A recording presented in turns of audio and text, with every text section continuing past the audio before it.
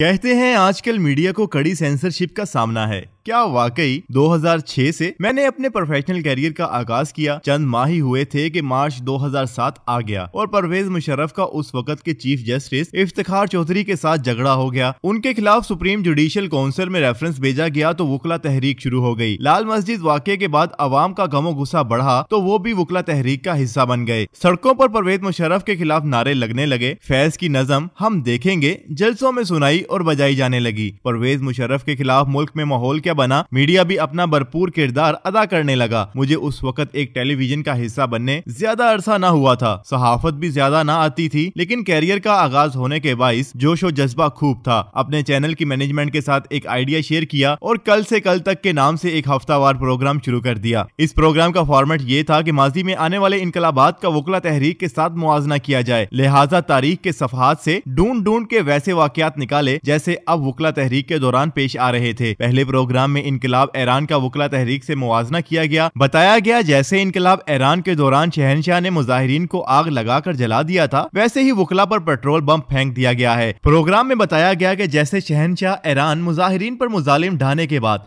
महल में जश्न मनाता रहा, वैसे ही परवेज मुशर्रफ भी 12 मई की खून रेजी के बावजूद मुक्के लहरा रहा है। अगले प्रोग्राम में वकला तहरीक का मुआजना इनकलाब रूस से करके साबित किया ये वैसी ही तहरीक है जैसी ज़ारे रूस के खात्मे के लिए 20वीं सदी की दूसरी दहाई में अवाम ने चलाई थी। तीसरे प्रोग्राम में साबित किया कि ये इनकलाब फ्रांस जैसा कोई इनकलाब है। चौथे प्रोग्राम में तो मैंने परवेज मुशर्रफ का मुआजना हिटलर से कर दिया और दोनों शख्सियात की मुश्तरका बातों का एक चार्ट बना के ना तजुर्बाकारी के बाइस वाज़िया तौर पर इस प्रोग्राम में मुबलगा आराई हद से ज्यादा थी, लेकिन जज्बाती अवाम ने इसे अपने मन चाहे प्रोग्राम की तरह देखा और वो प्रोग्राम इनकलाबों वाले प्रोग्राम के नाम से मशहूर हो गया। परवेज मुशर्रफ की तरफ से इस प्रोग्राम पर रद्द अमल तो आया, लेकिन इतना नहीं कि प्रोग्राम बंद करना पड़ा हो। लेकिन फिर भी हमें हल्का फुल्का रद्द अमल भी नागवार गुजरा, क्योंकि उस वक्त हमारे वो तमाम सीनियर सहाफी जो नो आमोज सहाफियों के आइडियल हुआ करते थे, सड़कों पर मीडिया की आजादी के लिए मुजाहिरे कर रहे थे और हम भी जोरों शोर से इस्लामाबाद में होने वाले उन मुजाहरों में शरीक होने लगे। हमारे कच्चे जहनों में ये सवाल बैठ गया कि डिक्टेटर परवेज मुशर्रफ हमारी आवाज को क्यों दबा रहा है। उस वक्त मेरे जहन में ये ख्याल था कि हर किस्म की मुबालगा आराई के साथ भी प्रोग्राम को नशर करने की इजाजत होनी चाहिए। इस पर किसी ने एतराज उठाया भी क्यों है। फिर थोड़ा ही अरसा गुजरा तो मुल्क में एक नई हुकूमत आ गई। MQM जो बिला शराकत गहरे कराची और सिंध के स्याह सफेद की मालिक रही थी, उसे अपने हरीफ पीपल्स पार्टी के साथ सूबे में शरीक इक्तदार होना पड़ा।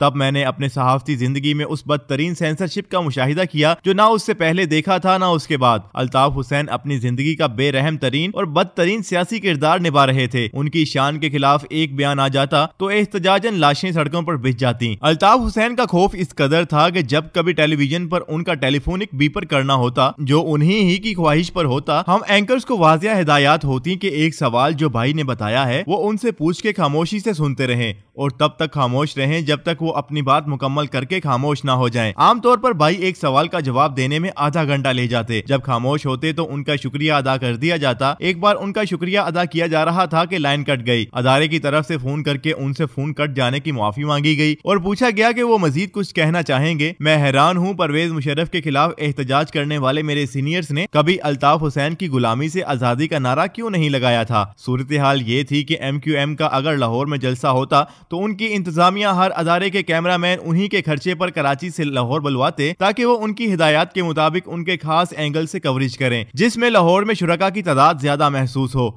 लाहौर का कोई चैनल MQM को ये कहने की जुर्रत न रखता था कि हम लाहौर से आपके जलसे में अच्छा कैमरामैन भेज देंगे, आप हमारा कैमरामैन कराची से क्यों बुलवाते हैं। ये सवाल ही पैदा ना होता था कि अल्ताफ हुसैन 2.5 घंटे खताब करें और उनका खताब काट कर 1 मिनट हेडलाइंस या इश्तिहार चला दिया जाए। टीवी शोज में सख्त सवाल करने की इजाजत ना होती। अगर कोई चैनल बेएहतियाती का मुर्तकब हो जाता तो उसे उठाकर केबल पर आखिर के नंबरों पर फेंक दिया जाता जिसमें उनका बिजनेस तबाह हो जाता और भाई से माफी तलाफी के सिवा कोई चारा न रहता। अब मेरे जैसे एंकर के लिए ये भी मुमकिन न रहा कि वो अल्ताफ हुसैन के खिलाफ वैसे प्रोग्राम करने का सोचें भी जैसे परवेज मुशर्रफ के खिलाफ धड़ल्ले से कर लिया करते थे। मुझे हैरत है हमारे सीनियर्स ने कभी अल्ताफ हुसैन की डिक्टेटरशिप के खिलाफ आवाज क्यों ना उठाई थी, कभी मीडिया की आजादी का मुतालबा क्यों न किया था। अपने दिल पर हाथ रख के बताएं कि क्या आज ज्यादा आजादी है या तब थी।